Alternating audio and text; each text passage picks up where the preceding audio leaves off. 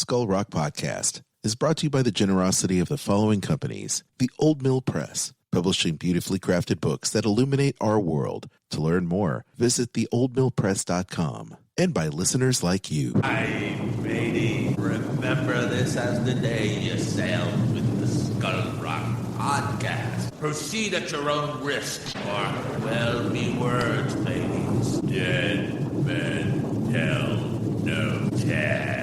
Welcome to Skull Rock Podcast, the show about all things Disney and pop culture. Every week we take you behind the scenes of some of your favorite Disney films, theme park attractions, performances, books, music, as well as what's streaming, what's playing in theaters, and what's happening in this universe of entertainment. I'm Aljon Go, musician and longtime Disney, Marvel, Star Wars, and pop culturist. And you can email me, Aljon, A-L-J-O-N, at skullrockpodcast.com. And I'm Dave Bossert, artist, filmmaker, Disney historian, author, certified in loitering. Welcome to the Skull Rock Podcast. If you love Disney and pop culture, please subscribe to the show wherever you get your podcasts. You can also like and follow us on Facebook, X, Blue Sky, Instagram, LinkedIn, and on our Skull Rock YouTube channel. You can also email me at dave@skullrockpodcast.com. Aljon, we've got a great show again. We've got Rick Farmiloe, animator Rick Farmiloe, who has been on the show a number of times. He's back. We're doing a one-off standalone show to talk about the state of the animation industry.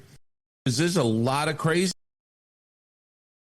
there. Yes, there is. So, I love when Rick enters the show. He's got this joie de vivre about himself. Yeah, he does. And not only that, he's got the pulse of what's going on because he's still working in the industry. He's also teaching. So he's got the opportunity to talk to younger professionals who are just embarking on their careers. And he's also talking with, veteran folks that are working on these various projects that he's plugging into.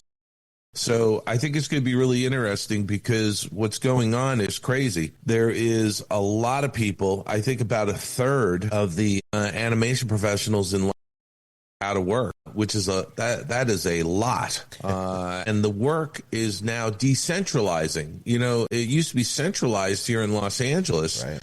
It's now decentralizing and going to a lot of other places. So we're going to be talking all about that. But I did want us, to mention to our listeners and remind them that Eric Robson, who is a fantastic artist and friend of the Skull Rock Show, he's been on as a guest.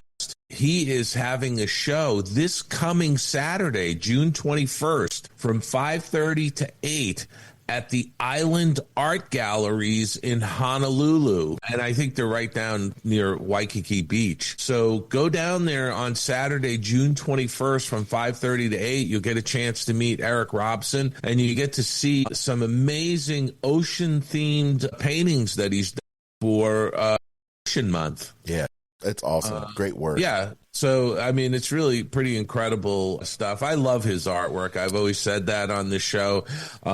But, he's a terrific person, and we just want to give him a shout out. I also want to mention I got an email from an author who has done a book called Marty, Mickey, and Me. Okay? And this is, one of those books that it gives a personal perspective, of what's going on with one of the legends of Imagineering. And the foreword to the book was written by retired Imagineering executive creative director Kevin Rafferty. So Marty, Mickey, and Me is available on Amazon. It just came out. It literally just came out. Great. Well, Chuck Schmidt, I don't know if people know about Chuck Schmidt, but he's a retired journalist. And he's covered the Walt Disney Company and all of its ins and outs over the course of many decades. So, and he was great friends with Marty Sklar. Yeah. So Marty, Mickey, and Me has been released and is available on Amazon.com. So check that out. Cool. Nice. Looks like an easy read to me. So definitely to check that out. Dave, before we get started, I wanted to say I hope you had a great Father's Day. I did. Thank you very much. We kind of did a little bit of an early Father's Day because both my daughters were in town a few weeks ago. And so, my oldest went back to Paris. So we did a little bit of a Father's Day celebration while they were here. So this past weekend was a bit more low key for me. Well, that's great, Dave. I'm glad you're able to spend some family time with all the girls in the home, and it's great to have them back at least for a little while. And I'd like to say Happy Father's Day to all the fathers listening to the show. And Aljon, happy Father's Day to you because you got two little ones running around the house. Thanks, man. They do keep me on my toes. I have just introduced the world of Jenga to the kids because I want them to learn how to be patient and make the right moves. I am a Jenga master at the house, but and I love family game night. Now that it's summertime, we're trying to do more family game nights. So anyway, happy Father's Day, Dave, and happy Father's Day to our listeners as well. Absolutely. And guess what? I think we've got Skull Rock Podcast answers your email. What's in the inbox this week, Dave? Well, we got a nice note from Paul from Parts Unknown, who, as you all know, is a expat Brit who's living in Tokyo. Yeah. And he said, I'd also like to say what a wonderful series of podcast episodes with Jim Hill and you and Aljon have released recently. Also, I have been deep diving into the back catalog and discovering the Destino episode. Listening through this reminded me of the talk you gave at CTN last year, where you touched upon the Fantasia 3 project that was to be during your screening. He says, it's something I've never really heard much about outside of whispers and hearsay. So how would an episode that talks about what could and should have been, I mean, it could make a wonderful book one day, come to think of it. He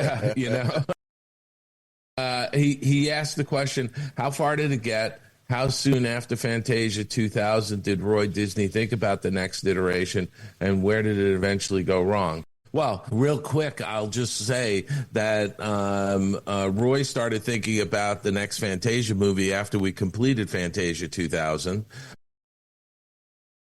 Destino actually was going to be a segment in that third Fantasia movie, even though there are lyrics to the song.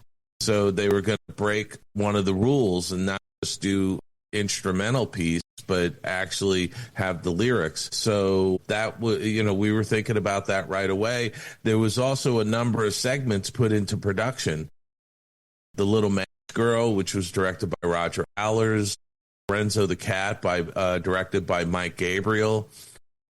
I had a piece that got to story reels that was an Aboriginal folktale on creation, and there was also a piece that was going to use koto drumming.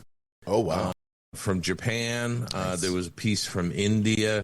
So it was going to be a world music-themed Fantasia 3. Uh-huh. I could go into it. Literally, we could do a show about it. Oh, I'd love to.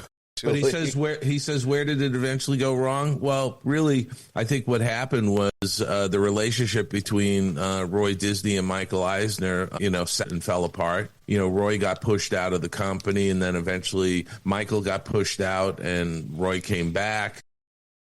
There was a lot of cross currents of things, and then unfortunately Roy passed away. Yeah. And I don't think the company has the desire, the fortitude, or the foresight to actually do another Fantasia movie. I think it's kind of a shame. I wish they would. I think, to me, it's a brand building, a franchise, and they keep doing these short films and then they don't know what to do with them. My feeling is do these short films to give new directors an opportunity to show their stuff, what they can do, and then you string 5 or 6 or 7 of them together, and you have a new movie, and you can do it under the Fantasia banner. I love that idea. I think, and it's a shame I understand that, it's not, you're not building tentpole franchises and you see dollar signs everywhere. But I think being an entity like Disney, you have a responsibility to push the art form forward. You can They used to have that responsibility. Yeah, I know. I don't think anybody cares about it. Well, honestly. I can tell Dave, I care. I know you care too. No, but I think inside the company, yeah. I think it's all about the next, $100 million weekend, and anything that's below that, it doesn't run anybody's radar. They don't want to deal with it. It's too bad.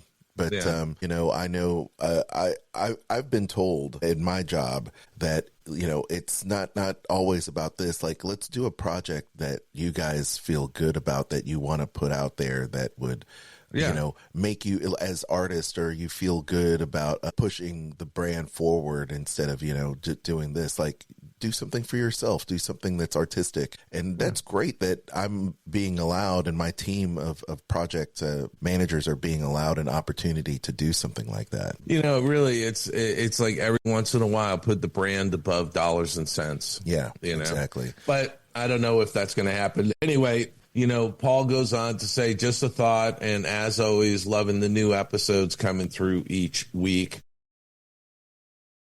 Very best wishes from Parts Unknown, Paul. Nice, so Paul. Thank you, Paul, from Parts Unknown. Yeah. We always appreciate notes from you. We also got this is a note, folks, that really touched Aljon and I. It says, "Hi, Dave and Aljon. Wanted to let you know that on a recent trip to Kosovo and Albania to do research for an upcoming stop-mo animation project in development there, I discovered the producers first heard of my development experience on your show." That led to engagement on writing a draft of the script for the project, co-writing my esteemed colleague, Robert the Man, 4 Skull Rock episodes, also went on the trip. So thanks, Mike Conchuela. Yeah. I mean, Mike Conchuela was a guest. Robert Lenz was a guest here on Skull Rock. And they got engaged to, on this project. I mean, they literally, a producer heard about them because of the interviews we did on the Skull Rock podcast. Can you imagine that? I'm thrilled. This is amazing. I am too. I'm amazed, And again, it just goes to show you that the Skull Rock podcast has a global reach. Yeah. We are, constantly getting notes from people all over the globe. So the Skull Rock podcast is out there, and the animation community, people involved or attached to the animation community, are listening to the show, and that makes me feel great. Love it, and it's a great way for people to connect with other creators in the industry. And we have so many great guests on the show, and they have such a great body of work, and it's great to see Mike and Robert hook up with this producer and get this project rolling. This is amazing stuff. So cool. Yeah, and by the way, at the end of his note, he said he just started a YouTube channel. The show is called The Prisoner's Dilemma Show. The Prisoner's Dilemma Show, which is sort of like some kind of game theory, I guess. The Prisoner's Dilemma. Interesting. Anyway, he'll explain it. If you want to watch the trailer, go to YouTube and look up The Prisoner's Dilemma Show, hosted by Mike Conchuela. So There you go, Mike. You're getting a shout out for your new YouTube show. And thanks for your email, too, because it's just, I'm blown away. I mean, I think it's fantastic. People are getting jobs on fantastic trips. There you Kosovo, holy mackerel. That's amazing. What's next? Transylvania? Yeah, exactly. That'll be next. And then the world. Right here at Skull Rock Podcast, we're taking over. Feel free to shoot us those emails. We love to hear from you. And we also have ad-free versions of this show on Patreon, too. Just a shout out to our Patreon team and supporters of the show. So feel free to just log in, and all you need to know is in the show notes. So please check that out. All right, because I have the old school sound effect, and I have yet to mine the old school real sound effect from the previous episodes. Let's talk about our picks for this week. Well, Aljon Aljon, I did go see From the World of John Wick, Ballerina. Ooh. Yeah. And I have to say, I thoroughly, more or less enjoyed this show. It's exactly what you'd expect in a John Wick type of film. There's an awful lot of violence.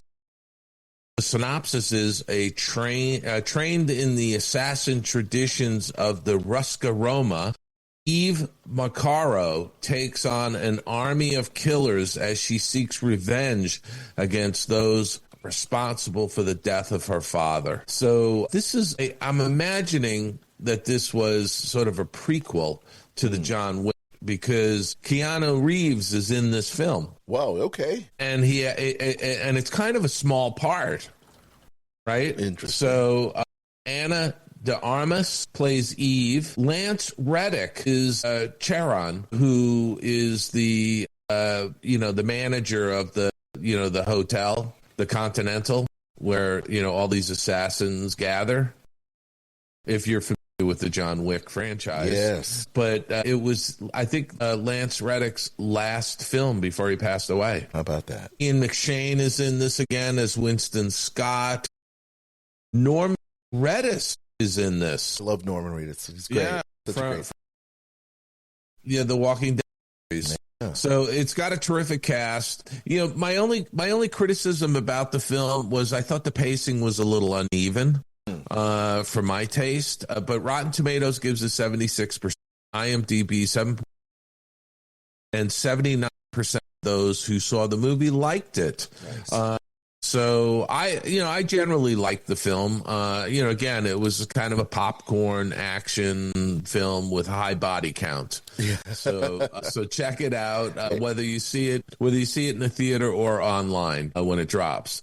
Now, on the small screen, I got to see a bunch of episodes of a show on Apple TV called Stick. Have you heard about this show? No, have not. Okay, so here's the synopsis. Price Cahill, who headed for golf greatness when an on-course meltdown derailed his career. Struggling to stay afloat, he goes all in to mentor Santi, a teenage phenom with high potential, and maybe save himself. It stars Owen Wilson. I absolutely love Owen Wilson because he just has a on-screen personality, a demeanor that's just real pleasant. You just can't help but like the guy. Yeah. Peter Dager stars as Santi Wheeler. Owen Wilson stars as Price Cahill, the sort of down on his luck golf pro. His caddy is Mark Maron, who plays Mitz. Fantastic. Yeah, he's funny. It's really a terrific cast. I think you should give this series a shot on Apple TV. It's from creator Jason Keller. I really enjoyed it. Rotten Tomatoes gives it 79%. IMDb gives it 7.1 out of 10. So give it a shot. It was very enjoyable. Also on Apple TV, I watched the finale of Your Friends and Neighbors, which stars John Hamm, and I really like the show a lot. Rotten Tomatoes gives it 80%. You should give it a try if you can see either on Apple TV or Apple Plus, I should say, or elsewhere. I guess you can see it on Prime as well. There you go. And then finally, season 3 of The Cleaner has dropped, which is on BritBox, but you can also see it on Roku and Prime. And this is Greg Davies stars in a dark comedy, The Cleaner, which follows professional crime scene cleaner Paul Wickstead. Faced with blood and gore on a daily basis, Wiki nevertheless always has time to gossip with the wide array of people he meets through his job. This ranges from friends and relatives to the deceased, ranges from the friends and relatives of the deceased to the murderers themselves. Guest stars this season include guest stars have included David Mitchell and Helena Bonham Carter. Nice. This is a really funny show. It's smartly written.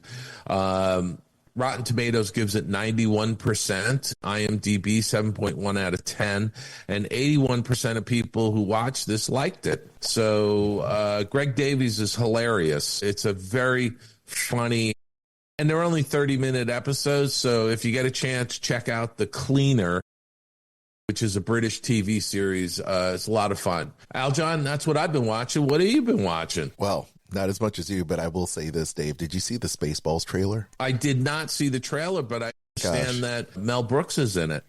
He's in it, and he is back in it, not only just writing, developing, he might even be co-directing or something. What is he? He's like 97, 98? 99. He's like crazy. He's 99. Like crazy. So Mel Brooks is back, and I have to say that this trailer is amazing. If you haven't seen it, it basically tells the story of what's happened in pop culture cinema, especially in the realm of sci-fi over the course of, 35 years since Spaceballs came out. And it's amazing. It's like, the prequels came, and the prequels had sequels, and the sequels had this, that, and the other, and then they went into streaming and a whole series of this, and Star Trek had a whole streaming service, and there was like 32 Marvel movies that came out between then and now. And it's amazing, and I love Spaceballs so much. I saw Spaceballs again this week, and it holds up. The humor's so good, and my wife has never seen Spaceballs, and I said, it's insane. They're bringing back so many cast members for this. In fact, Rick Moranis is coming out of retirement to play Dark Helmet again. And that's awesome. It's great. And,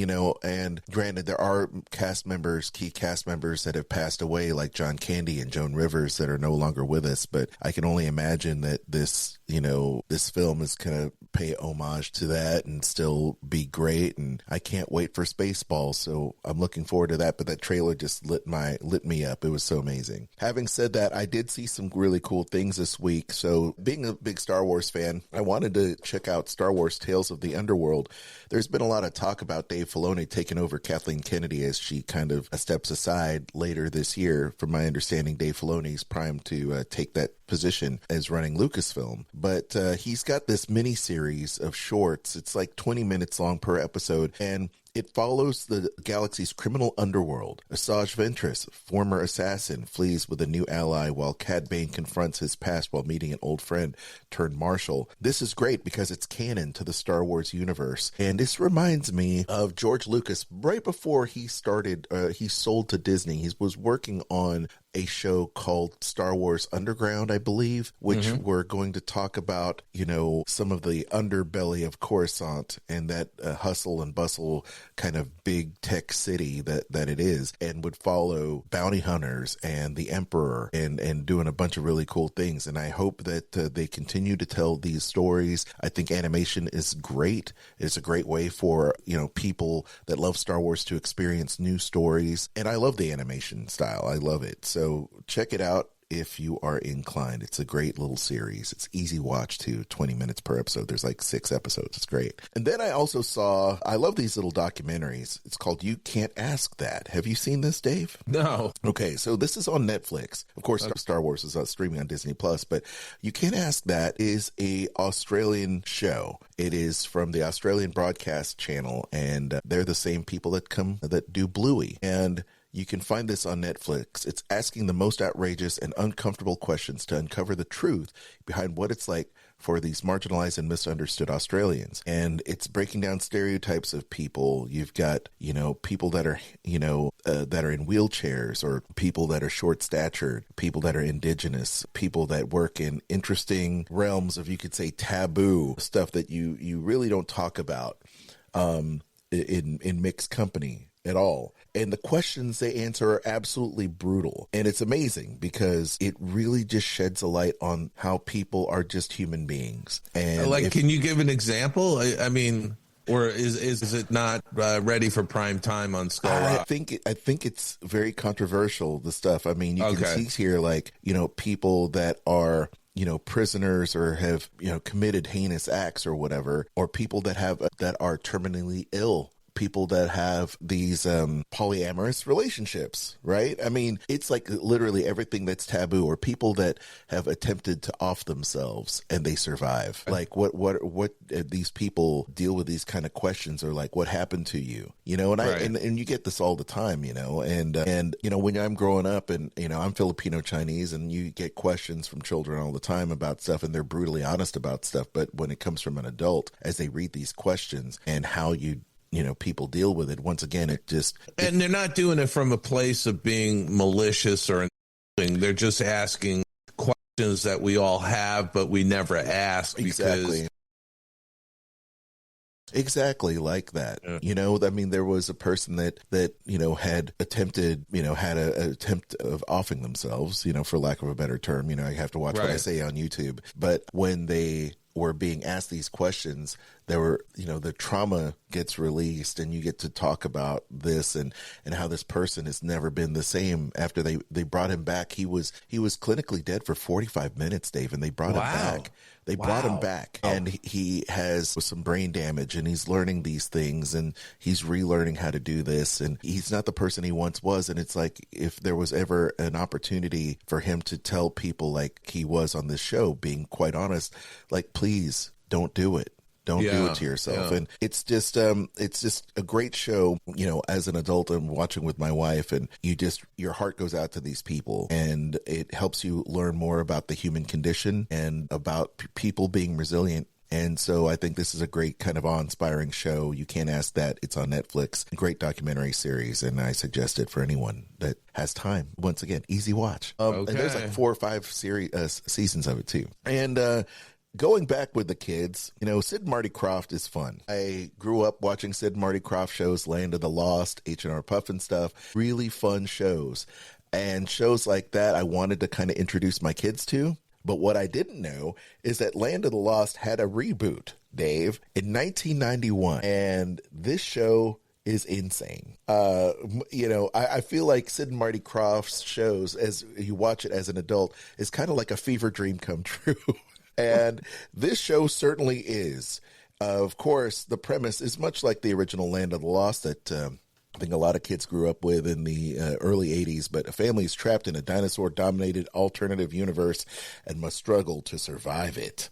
And this one has got, you know, the family of Tom, Kevin, and Annie get sucked into a prehistoric alternative world with their SUV. And, of course, they run into some of the natives as well, and some people trying to kill them. You know, as crazy of a premise that is, it's really Land of the Lost. And the kids fell in love with it. It's fun. Check it out. I've never seen this before, and I was just flabbergasted, like, wow, this is insane. But it's Sid and Marty Krofft, so it's that kind of 90s fun. It's campy humor. You know, it's not anything highbrow by any stretch of the imagination. It's Sid and Marty Krofft, Dave. Okay. Yeah. All right. So check that out if you haven't already. But I will say that the original is much better. They have better haircuts.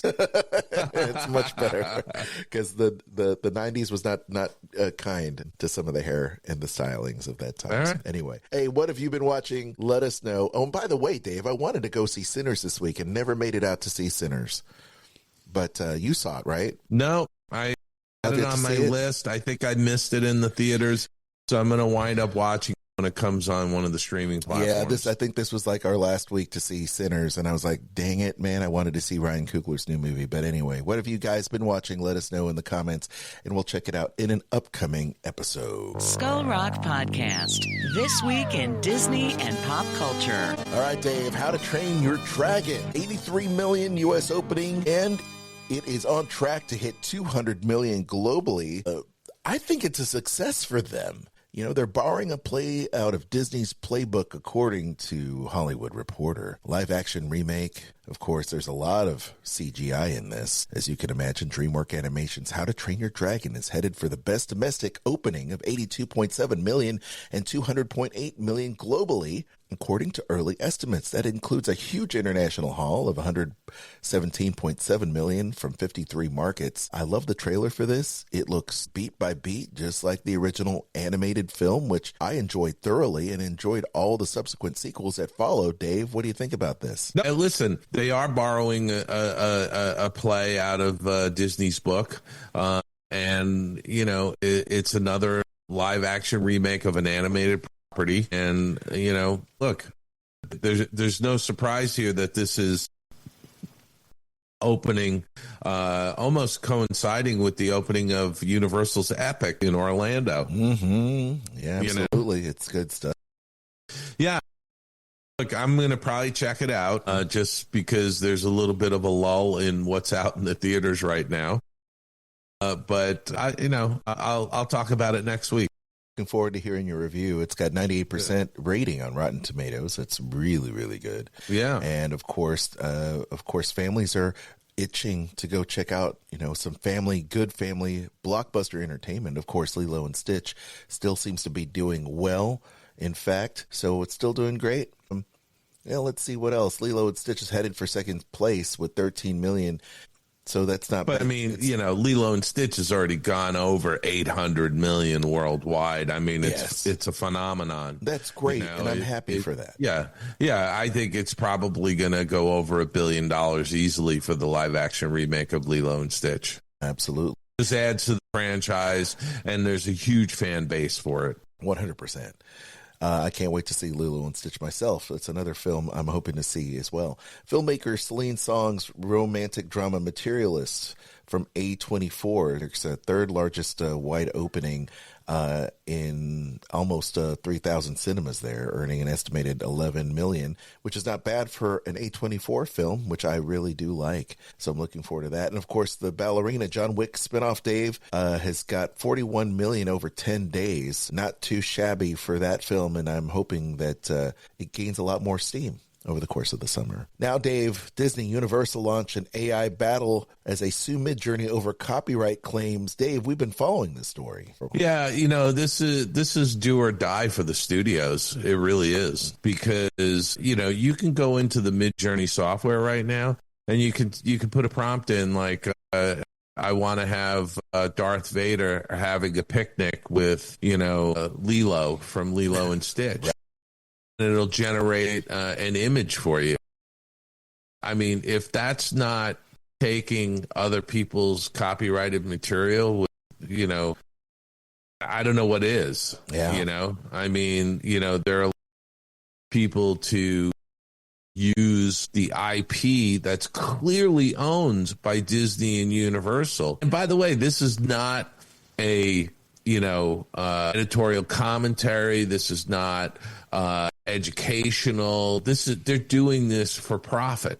Yeah. So there's a lot at stake here, and I'm glad that Disney and Universal have teamed up to go after this. Yeah. Well, we'll see how this works. I mean, there are, I guess, a bunch of deals that are not even in the air yet when it comes to like TV and film studios. There's a whole world out there that needs to be claimed, especially with these properties. And it's amazing to me how good Midjourney is at replicating these type of characters. It's insane. It really is. It is kind of crazy. Look, we've been talking about these types of lawsuits for years now, and it's going to continue until they can find some sort of resolution where the original creators are being paid some kind of compensation. Mm-hmm. They have to do that. These programs like Midjourney are stealing people's styles, artists' styles, and Midjourney is one of the more popular software programs that are allowing people to create visual development for new projects, but they're replicating an established artist's look. And that artist isn't getting compensated for it. There's a huge problem there. Absolutely. Well, I tell you what's interesting to me, Dave, is I see the back and forth over social about the Fantastic Four, and some of the comments about the trailer and some of the early screenings were, how come Disney or Marvel can't do a good Fantastic Four? And I said, they already did. It's called The Incredibles. There you go. I mean, The Incredibles to me is every bit, Marvel's first family. It really is. It's got the beat. It's got the heart. All they had to do. By the way, I don't know what you're talking about on social media. I haven't seen those comments. Seen them. I'm not plugged into them. When I see the trailer, I see a very stylized mid-century kind of looking trailer that I actually like. Yeah, I like it too because it reminds me of the Silver Age of Marvel Comics, which I really, really dig. I can't wait to get into this world, but I will say that I can't wait to get back into the Incredibles universe. I think that universe is just primed for more superhero talk and more superhero, stories. And it looks like it's got a director. Why is it Elemental filmmaker Peter Sohn taking the franchise reins from Brad Bird? Why is that happening? I think Brad has got a lot of different stuff going on. Brad is hugely busy. He's doing Ray Gun over at Skydance Animation, but Brad is writing the screenplay for Incredibles 3. Yeah, how about that? Right. So, and Pete has worked on the first two Incredibles and has been mentored by Brad Bird. Yeah. So, I think this is fantastic. I think it's great that they're coming out with an Incredibles 3. I agree. And of course, the franchise follows Bob and Helen Parr, Craig T. Nelson and Holly Hunter, respectively, who are digging life in the suburbs, of course, they're heeding the call to action of the hero. And Samuel L. Jackson also in tow for that as well. I hope they all come back for this next one. Of course, Incredibles was released back in 2004, Dave. It seems like a lifetime ago, and won the Academy Award for Best Animated Film in the following year. And of course, Incredibles 2 was released 14 years later and earned $1.24 billion globally, and a third film was kind of announced at the D23 Expo event in 2024 with Bird developing this new project. So I'm looking forward. I love the franchise. I've seen both of the films. They're fabulous. Brad's a great filmmaker. If he's anointing Peter Sohn, I have no doubt that Incredibles 3 is going to be equally as good. Yeah, and I love Peter's work in Elemental. I think it was such a great film for me, especially during the pandemic. So anyway, good times there. How about this? Fans of The Diplomat will love to know Season 3 has got a new teaser trailer, and Bradley Whitford is coming into the fold. The West Wing alum is set to reunite with Allison Janney and join Kerry Russell and Rufus Sewell in the next installment of the political thriller. Dave, have you seen The Diplomat we talk about? I've watched both, season 1 and season 2. This is an absolutely top-notch, fantastic series. My only complaint is that they're just not doing enough episodes per season. Yeah. So I think it's either 8 or 10. I think it's 8 for The Diplomat for each season. Kerry Russell and Rufus Sewell are fantastic. They are great.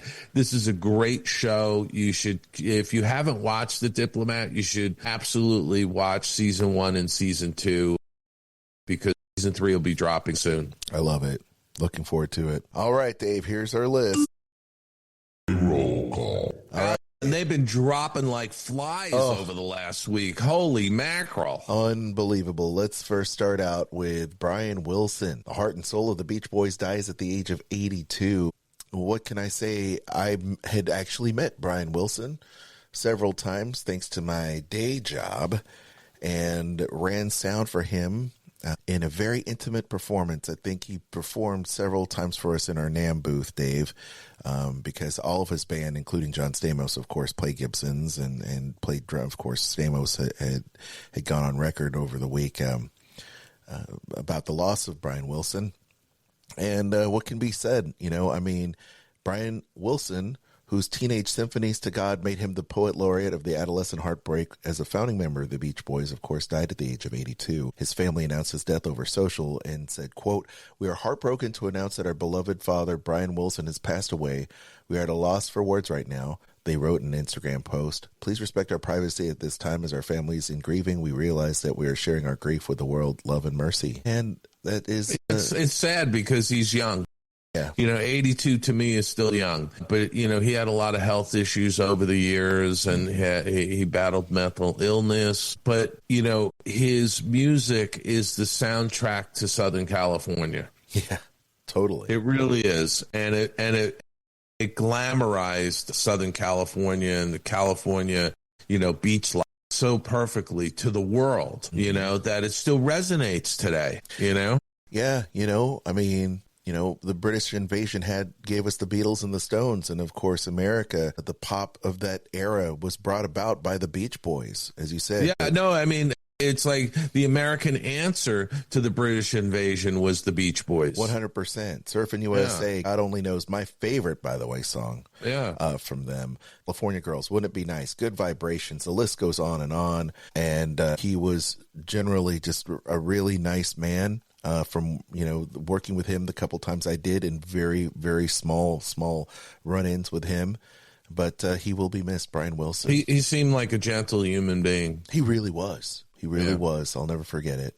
I'm blessed. All right. Also, another great musical genius, Sly Stone, funk rock pioneer, dies also at the age of 82. The legendary artist had a prolonged battle with COPD, said his family on Monday. Of course, Sly Stallone took audience to higher, more memorable performances with Woodstock and Fillmore West. His career was plagued by drug problems and periodic disappearances. He's passed away at the age of 82. Again, another, leaving, I think, on the young side. But, he was just an interesting character and had a very diverse band. Yeah, I loved it. And sort of crossed over between sort of soul and rock and roll and, so the funk and a number of top songs for that period of time in the 70s and early 80s. Absolutely. He was a musical prodigy. He played tons of instruments. He was kind of like Prince before Prince, really. Yeah. Right? I mean, he burst into the music scene in 1960, Dance to the Music, along with other great tunes, Summer of Love, Stand, Hot Fun in the Summertime, Running Away, If You Want Me to Stay, Time for Living. I mean, I've covered many of Sly and the Family Stone songs over my career, and he's influenced so many people from Curtis Mayfield, Bob Marley, Isley Brothers, P-Funk, Michael Jackson, Red Hot Chili Peppers, Black Eyed Peas, Outkast, Kendrick Lamar. The list goes on and on, Dave. I know. It's just something else. It is. Also, Harris Yulin, actor in Scarface, Training Day, and Ozark, dies at the age of 87. Also, as you would say, young. You know his face. You may not know the name. His Emmy-nominated appearance 6 times on Broadway starred alongside Stacy Keach in a pair of early 1970s films. He's got that face. You'll know this face. Absolutely. He's been in a ton of stuff. He's a great character actor. 100%. As I mentioned, he was in Training Day, Scarface, Clear and Present Danger, The Unbreakable Kimmy Schmidt, Ozark, Frasier. I mean, his resume is long and he worked constantly. Yeah. He was in so much stuff. Absolutely. Also this week, Beans Morocco of Used Cars and Eating Raoul actor dies at the age of 90. Also, you'll know his face. He started out in improv in San Francisco in the Committee, then appeared in Blazing Saddles. I know him from that and the Bob Newhart Show and, of course, 2 Police Academy movies. So you know the era in which he was doing his best work in the 80s. He died in Bakersfield. Always performing, always great stuff here. Frederick Forsyth, author of The Day of the Jackal, dies at 86. I think a lot of people know that. I mean, not only The Day of the Jackal, he also wrote The Odessa File, The Dogs of War, and The Fourth Protocol. Very prolific author, somebody who was a journalist who turned novelist. And, he was a pilot with the Royal Air Force and really, considered one of the most influential authors of his genre. It's amazing to read about him. Yeah, 100%. Once again, passing away at the age of 86. How about this? Also at 86, Dave, it's like a magic number. It's insane. Know. Chris Robinson of 12 O'Clock High, General Hospital, and Bold and the Beautiful. This actor passes away at the age of 86. His career lasted more than 60 years, appearing in films with Burt Lancaster and Ted Cassidy. And a commercial for cough syrup. But he noted he wasn't a doctor, but played one on TV. That was, I think, his big claim to fame about the cough syrup. I think he coined that phrase, or they coined that phrase for him for that commercial. And that's become part of the pop culture lexicon. I'm not a doctor, but I play one on TV. Exactly right. He played Dr. Rick Weber, a 2-time husband of Denise Alexander's Leslie and adoptive father of Jeannie Francis's Laura from General Hospital. Of course, in the height of General Hospital fire from 78 to 86, and then came back in 2002. Wow. How about that? Once again, you'll know the face. And then Pippa Scott, actress in The Searchers and Auntie Mame, dies at the age of 90, and you'll know her from her spots in The Twilight Zone, The Dick Van Dyke Show. Pippa Scott, I know that name, and I know a lot of our listeners. Yeah, Pippa Scott. Yes. Say it like you're from Cape Cod. I do need to say that. Pippa. Yeah, exactly. But she passed away at the age of 90, and she died peacefully on May 22nd of congenital heart failure in her home in Santa Monica. And she's been in a lot of different things, too. Once again, Twilight Zone, The Trouble with Templeton, and The Dick Van Dyke Show installment with Buddy Sorrell, Man and Boy. And then she had a bunch of other TV roles, et cetera, et cetera. So once again, that's a long list for this week. But I tell you, may they rest in peace.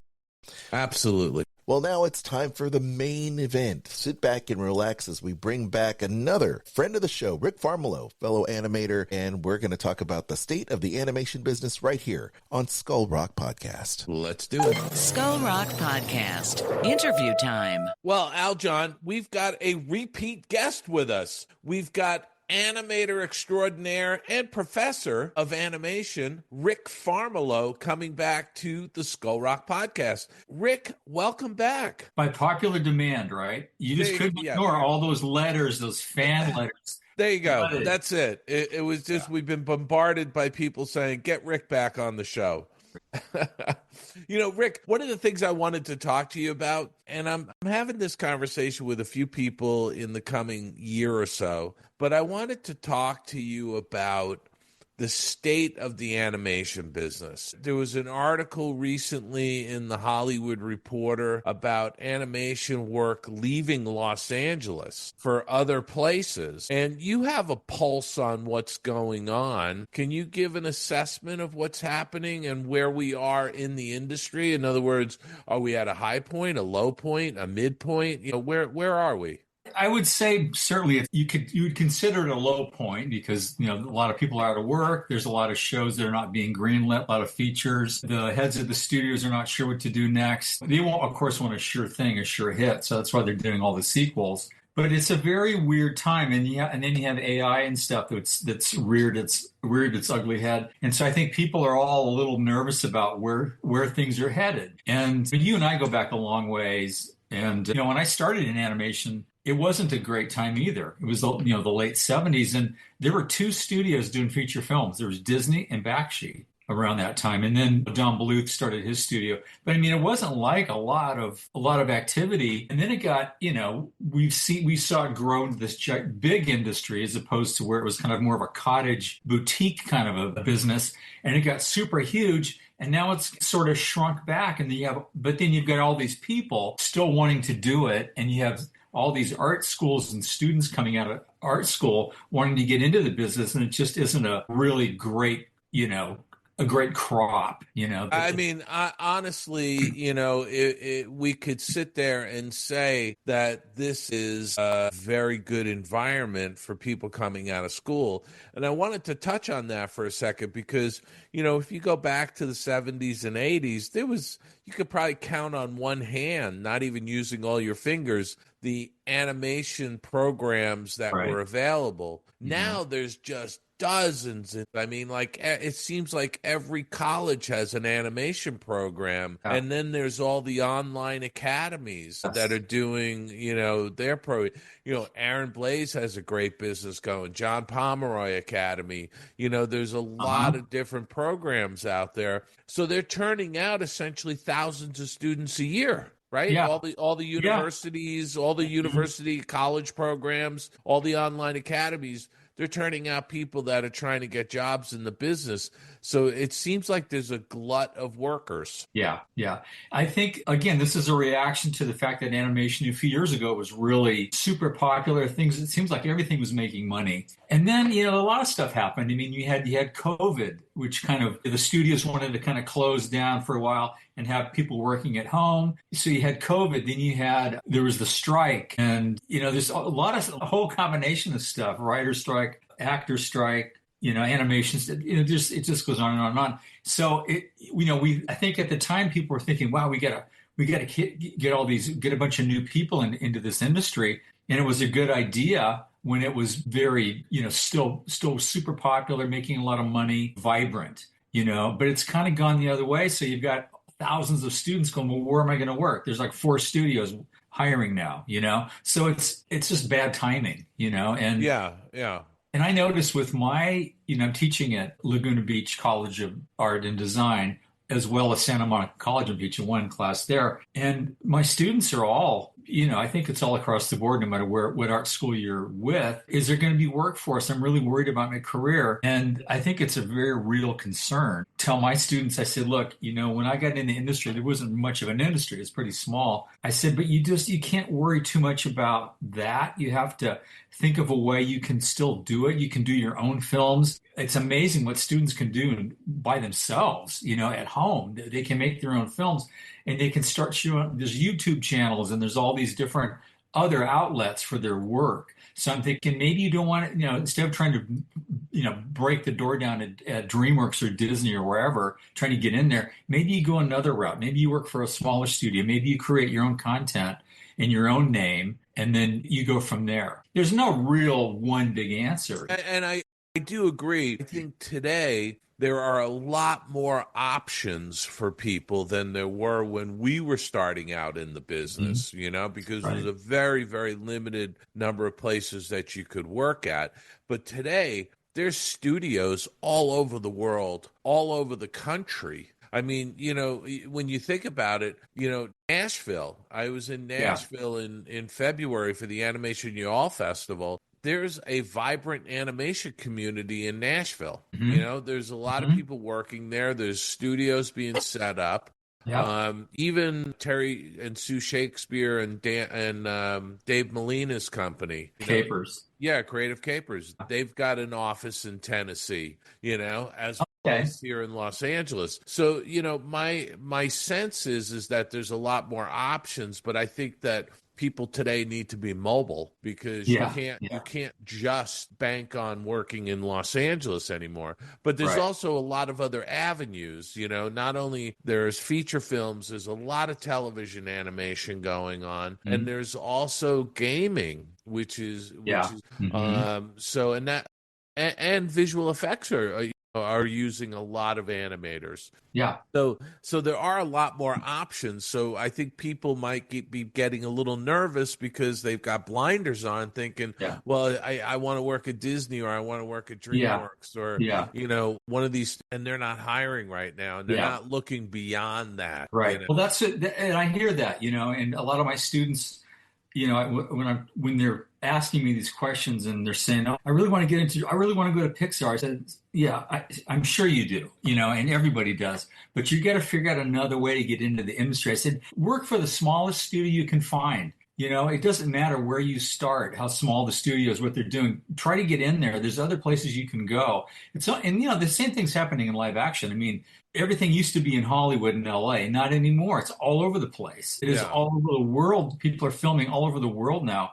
So it's not this centric thing that it used to be. So I agree with you. You need to be mobile, or even if you're not physically going to move somewhere, you can work from home. You can be remote. And a lot of us, we've adjusted. We have our own Cintiqs. We have our computer programs and stuff. And when I was working at Disney on DuckTales a few years ago, I mean, that was in-house. And then COVID hit, and it was around the time DuckTales was ending anyway. So I just, went home and I just started doing stuff for Disney, but remotely. Yeah. And I'm still doing that. I've worked for different companies, and you used to talk about gaming. I just started working on a game, a 2D hand animated game. I've never done games before, but okay, it's a new thing. It's a new avenue to explore. Right. So you just have to be, I remember how I had this one young lady come up to me at Ron Diamond has these animation parties.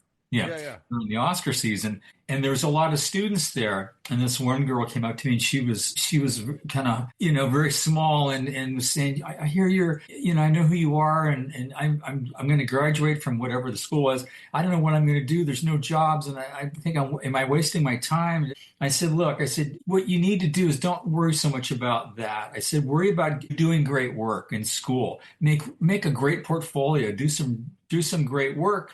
And I said, if your stuff is really, really good, there will be a place for you. Somebody will go, we got to get her in here. I said, don't get too hung up on what's coming next. Worry about what's happening right now. Just do really great work. Take your classes. Do good storyboards, designs, background designs, animation. I said, just really work and getting your portfolio really, really strong. And she completely changed her whole attitude. That's really encouraging. I'm just going to focus on that. I said, that's all you can really do is focus on that. You can't worry about what the industry is going to be like in a year or two. You have to just focus on what you're doing now and be the best you can be. And don't give up on your dreams yet.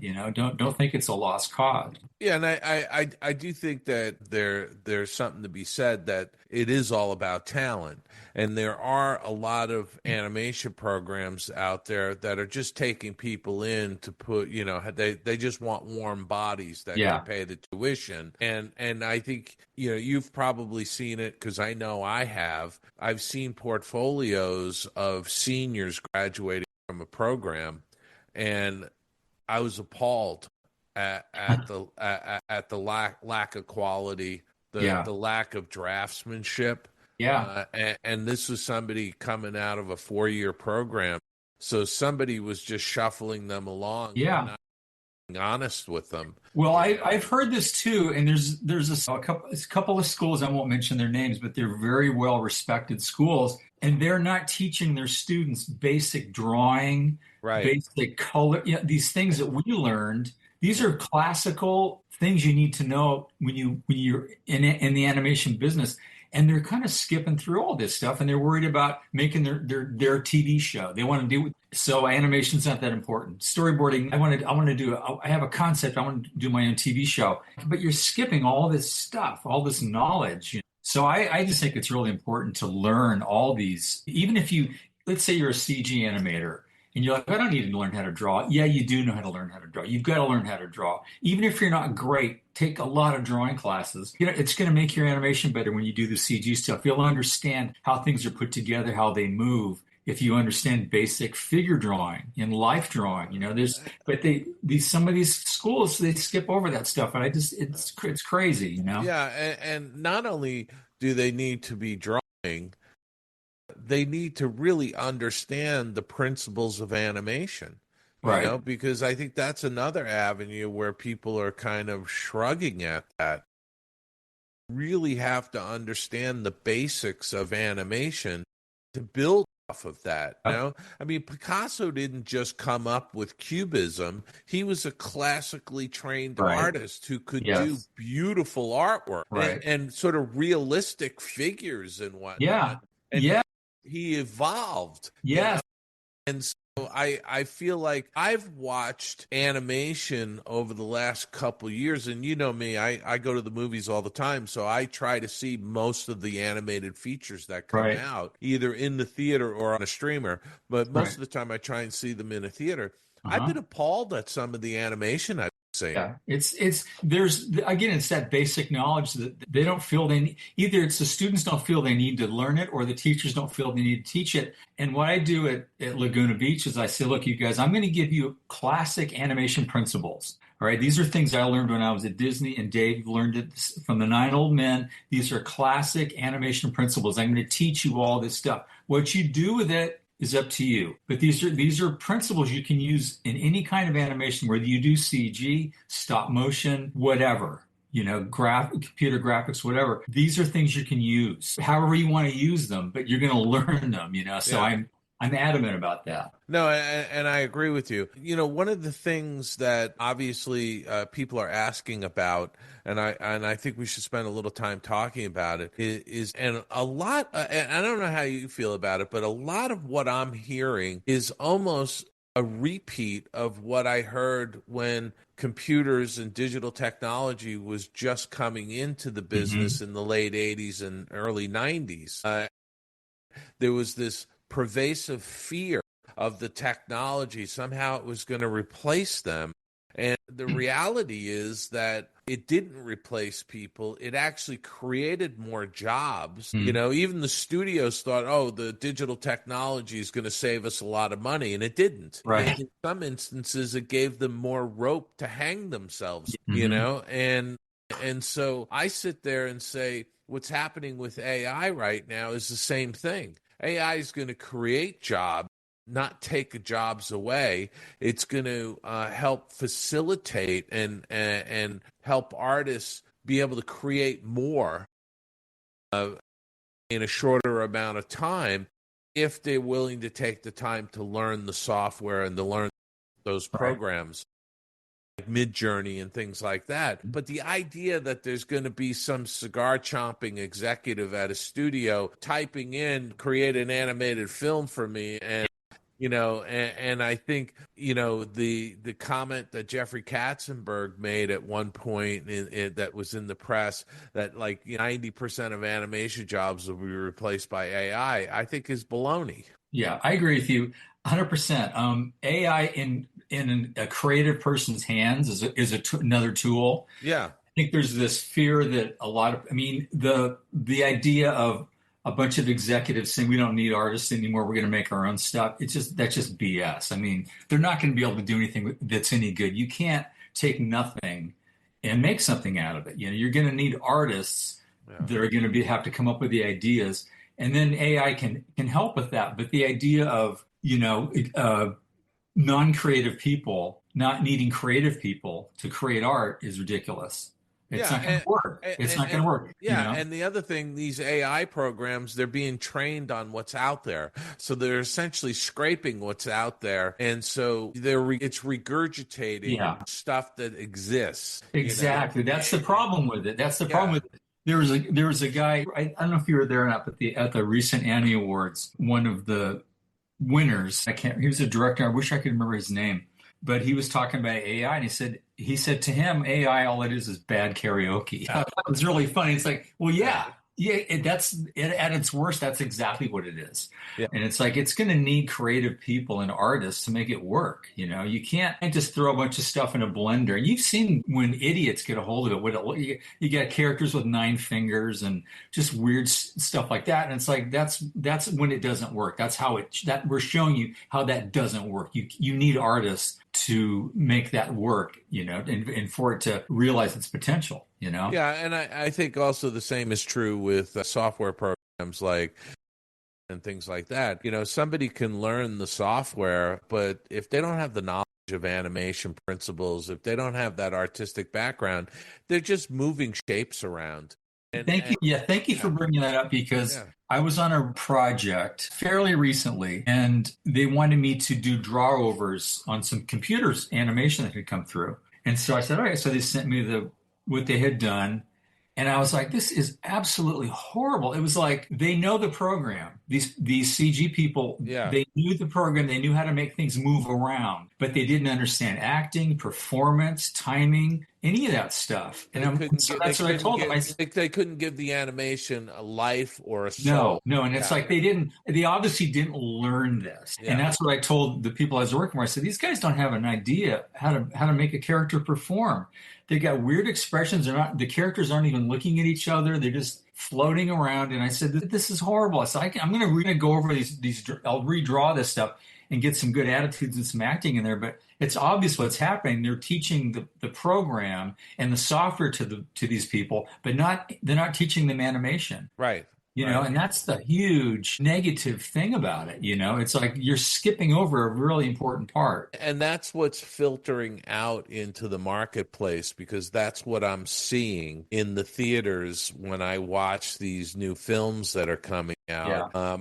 I'm really, in some instances, I was appalled at some of the animation I've seen.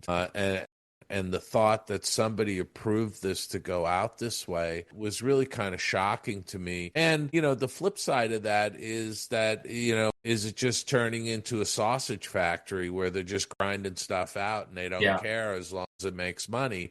Because, you've got Toy Story 5 coming out next year, so are these animation studios, are they just going to be grinding out, sequels? Yeah, well, it's looking that way because that's the attitude of a non-creative person. It's like, I don't know what this other thing is over here. I know this makes money, so we're gonna keep making those. Yeah. It's like, I get it. It makes sense on one level, but it's really bad for the industry and for the art form.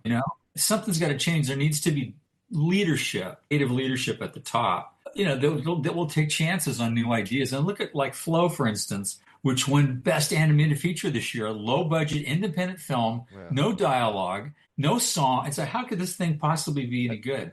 And, Look, it was, and it worked. I'll say yes, it worked. There was some really nice things about it. There was some things that bothered me, but at the end of the day, I just thought it should have been a 20 or 30-minute short. Well, yeah, there is that. There is that. Yeah. It could have been shorter, and I agree with you. It could have been a shorter. It could have been a shorter thing. But I think it's remarkable in that it was an independent film. Yes. That you figured didn't have a chance. You just figured, no, there's all these other films that were, big hits, relatively big hits. What chance does this have? But it won, and I think it's, it's kind of remarkable. Yeah, no, I get it. I will still say the best film last year was The Wild Robot. Oh, I love Robot. I thought I love Wild Robot. As far as a commercial, entertaining feature film, The Wild Robot, in my book, was the best animated feature of 2024. It was great. I loved it. Yeah, and I've said that. Aljon and I have had a number of conversations about it when that movie came out last year. But the thing I would say is that what was interesting about Flow was that, yes, it was an independent film, but there's virtually no dialogue. There's zero dialogue in the film, and the action, the cinematography, the rendering of the environments, that carried it, and it was interesting. But in my book, I just felt it shouldn't have been a feature. It was too long. It became repetitive. But the fact is that is an example of the independent work that's being done out there. Yeah, it's a real shot in the arm for that kind of thing. Tom Moore, he does those great films in Ireland, and Cartoon Saloon, right? Cartoon Saloon, and they're great films, and every single one's different, and it's like he just keeps doing it. I so applaud him for wanting to do something different and have a point of view, a film with a point of view. And he just keeps doing it, Yeah, you've got in Spain, Klaus. Oh, Sergio Pablo's place, they're doing great work, What was surprising was not just the Goof documentary that dropped about the Goofy movie. The animated sequences in that documentary were done in Colombia. Yeah, right. Great. And they're absolutely fantastic. It's great animation, but it shows how the animation industry is sort of spreading out around the world, and it has been for a long time. Yeah. But it really, in the last couple of years, it's becoming glaringly evident, that LA is no longer the center of the animation business. Yeah. No, I agree. I got to work on there's a, speaking of the Goofy movie, there was a short that we did. It was Goofy 360, it was called. And it was like this, you can sit on your computer and move your mouse around and go all around the stage. It was basically a animating of the dance sequence of Powerline, but it's all new animation. And anyway, I got worked on that and did a couple of shots in that, and that was fun. But it's like, but the animation looked really terrific, and it was all freelance. So. Well, and it's being freelance to seasoned professionals who know what they're doing. Right. I think that's a huge thing. What do you see happening with animated features that are coming out? We talked about there's a lot of sequels. We're talking about the quality of the work, the quality of the animation that's going. And by the way, a lot of these films absolutely look beautiful. Yeah. But the animation isn't quite there. Yeah. It's the emphasis is on art direction, as opposed to, again, I just look at it as performance. Yeah, the performance. It's like it's like if you have a lot of really good actors, and this is what used to happen when CinemaScope came out back in the 50s. It was like the actors sort of had to stand still here because they had this panoramic background that they had to sort of exist in. And it was kind of more about that than there were no close-ups. It was just weird. Yeah. So I think performance is really important, but I think a lot of the studios are thinking, oh, look how great this looks. And it does. But or you take something like Wish, which had a nice look to it, but man, what a bad movie, just an absolutely horrible movie. But it had all the trappings of a good movie. You know, it looked like it was going to be a good movie. Yeah, no, I mean, look, you brought up Wish, but let's talk about Strange World and Wish. To me, are two movies out of Disney that absolutely looked beautiful, but were terrible films. You didn't care about the characters, All right. and in Wish in particular had some shocking animation that I was just so surprised at how bad the animation was. Yeah. I was talking to somebody and they likened it to all the characters. Their performance was really that was it was. I'm trying to phrase this properly, but it's as if you're constantly taking selfies and posing yourself. So and that's indicative of this generation that's coming up, because that's what they know. They're posers. They're taking selfies all the time, and that's being translated into how they're doing their animation. Because if you look at the animation in Wish, it was shockingly bad. Mm-hmm.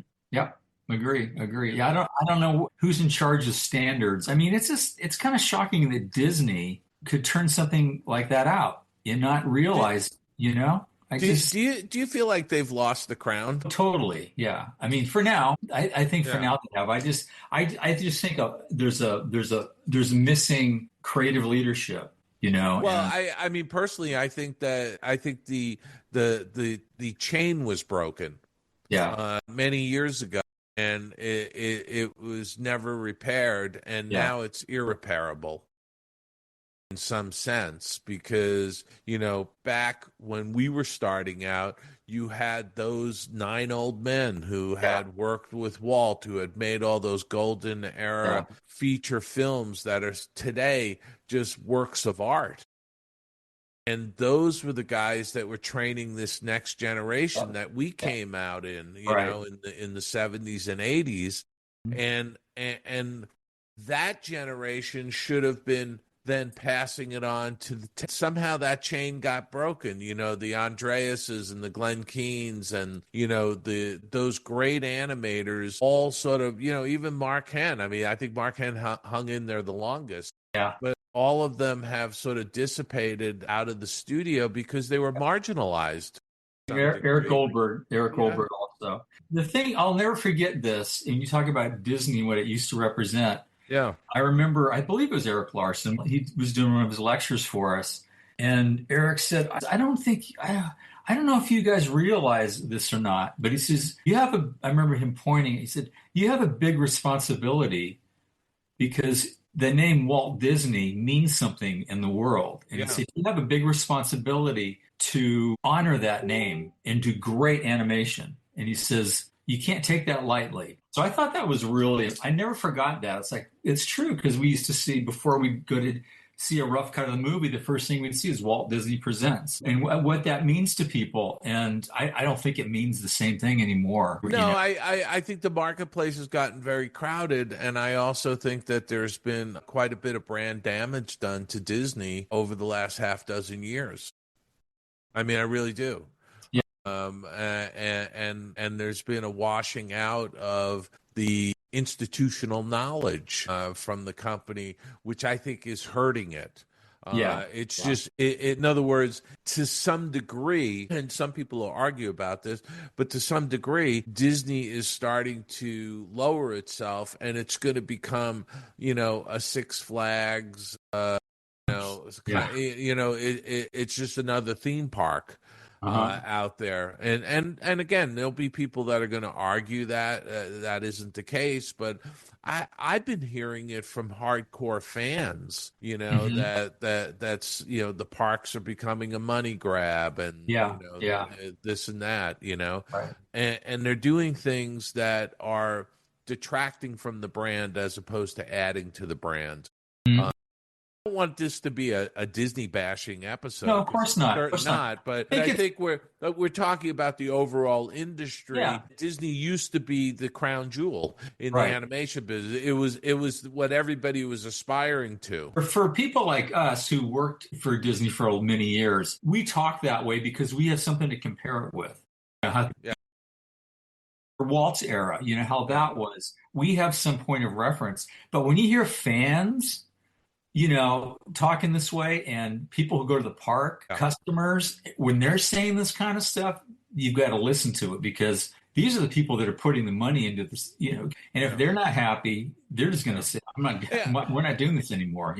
And by the way, this is not in any way, in my opinion, at least from my perspective, this is not in any way a trying to live in the past. It's not about living in the past. It's the continuous push forward and evolve and change and do new things and all of that. That's always been the philosophy. When you start to see the crown jewel sinking into a crowd and it's no longer distinguishable, you know what I mean? Because a lot of these films seem to blend together. You could take an Illumination movie or a DreamWorks movie or a Sony movie to some degree, and you could just slap a Walt Disney, and most people in the public would just say, "Oh, that's a Disney movie," In fact, I think there's people out there that think some of those films like Shrek and things like that were Disney. I think that's part of the problem with CG, for instance, because everyone's using the same program. Well, it's going to look the same. The designs all sort of seem the same too, which is weird. But when we were doing the hand-drawn stuff, every film looked a little different. Whether it was a Disney film or a Bluth film or a DreamWorks, their earlier stuff, or whoever, there was a little bit of a different look to it. I mean, especially at Disney, though. I mean, you look at all the Disney films, over the last 90 years, you've got, periods where you went from the European storybook illustration look in Snow White, Pinocchio, into, Bambi, which was starting to evolve a little differently stylistically. But then you get to Cinderella and you're starting to get into that more graphic design period where UPA was starting up in the 50s, and so you start to have a more graphic look to not only Cinderella but also some of the shorts. And you look at Alice in Wonderland, there's a little bit of Salvador Dali's influence. He was at the studio at the beginning of that period when they were developing Alice. And then you get into that Ivan Earl look of Sleeping Beauty, and the Walt Paraguay, that loose line of Jungle Book, and then when you come up into sort of the renaissance of animation, the art direction is they're looking to specific styles. Pocahontas, they were looking at J.D. Leyendeckers' inspiration, for these, sharp verticals and, a more angular look. And that sort of, design that they were putting into the films. But I don't know if we're seeing that as much as we used to, because it seems like in recent years, a lot of these films are all sort of becoming almost homogenized. Well, I think so too. I don't see it, for instance, backgrounds distinguished the way they used to be. Yeah. I don't know why that is, but it just seems like that's not even that important to have a particular look or a feel for a film. And I don't know if it's a hand-drawn thing or what it is. But something, I will separate out a couple of films, though, because you could see on Spider-Man Into the Spider-Verse, oh my God, yes. Spider-Man Across the Spider-Verse, those are, to me, visually pushing the envelope and doing some really wonderful things. Even, what was it, Mitchell and the Machines? Or It was a while ago. But that had a distinct look to it, absolutely. Yeah, and then also the most recent Teenage Mutant Ninja Turtles feature had a great art direction look to it that I thought was I saw that in a theater. I I just thought it was absolutely wonderful looking, so there are some breakouts that are happening, but and again, I point to Chris Saunders and the Wild Robot, because I thought that was a very beautiful movie. Yep, it was. It was great. It was a great movie. Yeah, so we need more stuff like that, And of course, what advice would you give? And I know you peppered a little bit in already, but if somebody's thinking about going into animation, what advice would you give them today? I would say, what did somebody really famous said something about, I wish I could remember what the quote was, but it was something about like find something else. I think was it David Lynch? I can't remember. But I don't want to quote him because maybe it wasn't him, but it was something like, unless you really, really, really love it, do something else. Yeah. It's something that's easier, But, I think when I was a kid growing up, I didn't have a lot of encouragement like, yeah, man, let's keep doing this. I got a lot of people, my parents were kind of skeptical that I was going to be able to do it. But I was stubborn about my dream, I guess is the best way to put it, was if you have the dream to do it, by all means, give it everything you have. Eventually, maybe it's going to be too much and you're going to say, you know what, this is too much work for too little reward. I'm going to do something else. But I don't want to ever discourage anybody from achieving their dream, So if it's something you really want to do, it's not going to be easy. It's never easy, but you can do it. You can, if you stick to it, eventually you're gonna get through, And so it's again, I warn them, this is not an easy thing to do. It's not an easy job to do. Hard work. Industry is it's very unkind sometimes, But if it's burning inside of you, it's very hard work. Yeah. If you want it and you have the the fire in your furnace, you got that hunger to do it, you're eventually going to break through. Yeah. I believe that. But, I also think that there are so many ways for people to create their art, to create animation and get it out into the world. Obviously, a YouTube channel, TikTok, there's all these different platforms where you can just put stuff up. And, I often, think of the fact that The Simpsons, which is now over, I think, 600 episodes or more, insane. right? Yeah. I mean, they're coming up. I think they've been picked up for like their 35th season or some crap. I'm sure somebody will correct me on that, but it's the longest running television show in TV history, right? And that started as small little shorts on the Tracy Ullman show, and I think people have to realize that you don't have to do a 30-minute show, that you could do 2 or 3 minute or 5 minute little short, and it could be crude because those early Simpsons were, They don't even look like the same character. No. They really don't. But I think people should realize that if you really want to do this and you really work at it, even if you have to get a day job, you can still work at this at night and do these shorts that you could put up on your own YouTube channel. And there's oftentimes a lot of that stuff does go viral, and all you need is for 1 or 2 of them to go viral and people start to notice who you are.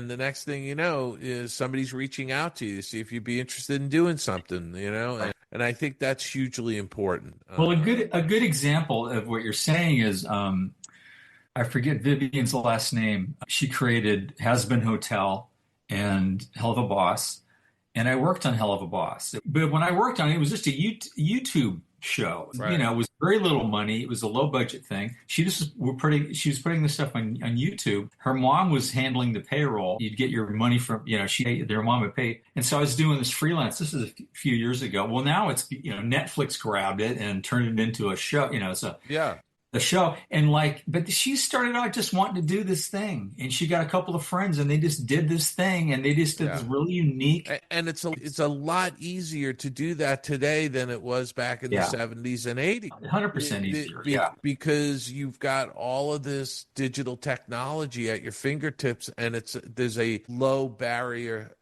entry. Back in the 70s and 80s, if you wanted to do something in color, you had to paint cells, you had to shoot it on film, you had the film develop, all of these things. All that. Now you could just do this all on a desktop, Yep. and that to me, yeah. You wouldn't believe some of the stuff I see my students do, like just on their own, like their own film. Yeah. It's just one of my students is like a 10-minute film. It's got all these cool, dissolves and these movies. It's just, I couldn't do this. Yeah. There's no way I could do that.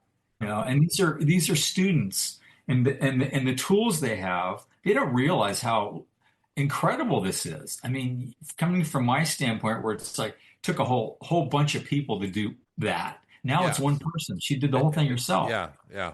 Amazing. And she's not going to give up. I know she's not going to give up. She's not worried about, there's not going to be an industry. She's just going to keep doing her thing. Right. I think you kind of have to be of that mindset, like, I'm going to keep doing this. Something's going to happen eventually, because if you just keep at it, something will happen. I mean, something good will happen. Yeah, no, and I absolutely am a firm believer in, people need to go off and do their own art, create their own stories, and not be clouded by, well, shouldn't it be this length or that length, or how many episodes or how many minutes and things like that. Put all that crap out of your mind. Yeah. That's all BS. Go do your own thing and see if you can get traction with it. Those are the people that are going to make things and do well.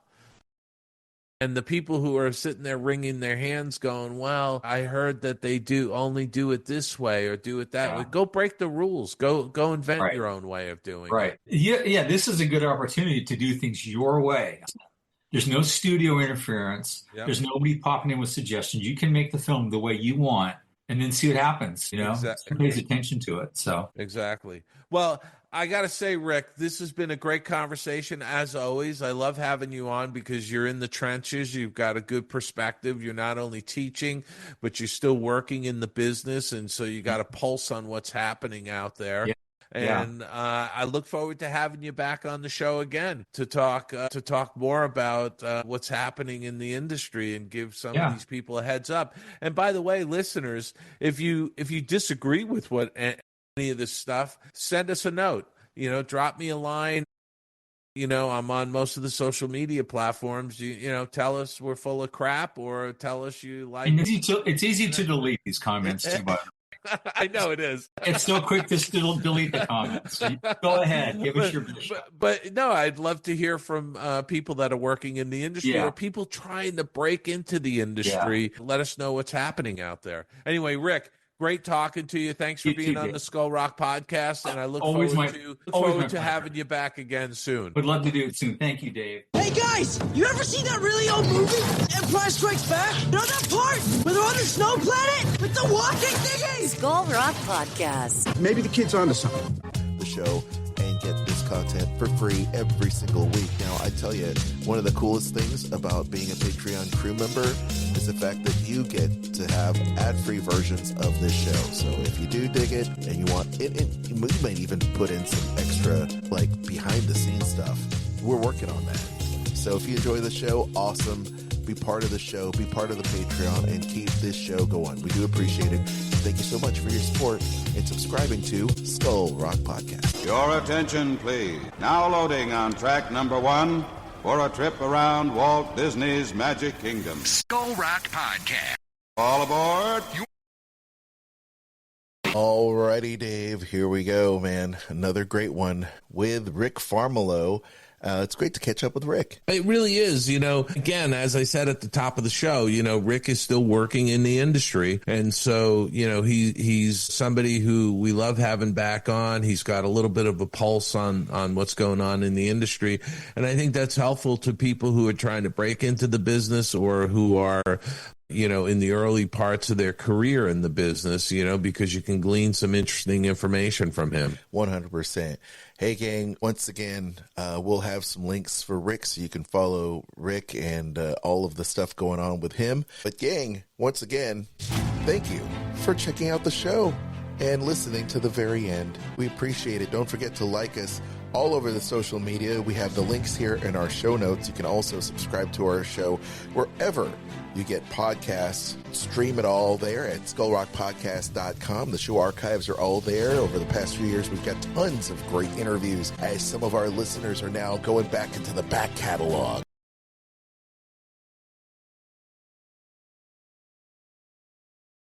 It's crazy. Facebook in particular, Instagram, Blue Sky. We're on X. We're on everywhere. Please feel free to follow us. You can also follow me, Aljon Go, on Instagram. And you can also hit me up. We'd love to get those emails. Aljon at skullrockpodcast.com. Sorcerer Radio at srsounds.com. Thank you for being our promotional network for this, as well as Dining at Disney Podcast, another show that I host. Feel free to subscribe to that. I talk about Disney food and the theme parks every week with my wife, Kristen, and Kat R. Corey. It's a lot of fun. Dave? Well, as always, you can listen to me throughout the month. You can listen to my Tunes Behind the Tunes show on SiriusXM Disney Hits Channel 133. What a Dog, He's a Tramp from Disney's 1955 animated classic Lady and the Tramp is the song that we are spotlighting this month. Again, the Tunes Behind the Tunes on SiriusXM Disney Hits Channel 133.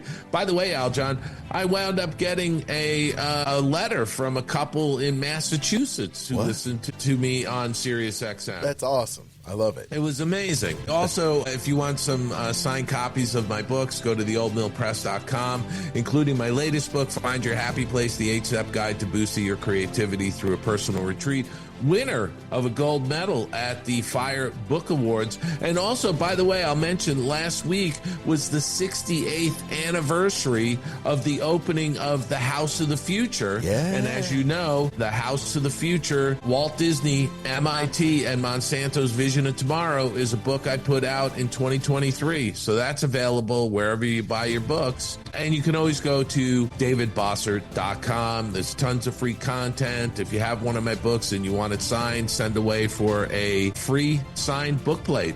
That's right. I don't charge for my signature, folks. There you go. You know, I do not charge for my signature. So if you want if you want a book plate for one of my books, just write away to me. You can find that under the free stuff tab on davidbossert.com. With that, Aljon, I'm going to say go out, have a fantastic week, be kind to one another, stay cool if you can. It's heating up out there. We're in the summer, right? It's summer in the city, baby. Go out, have a great time, and we'll see you back here next week right here on the Skull Rock Podcast.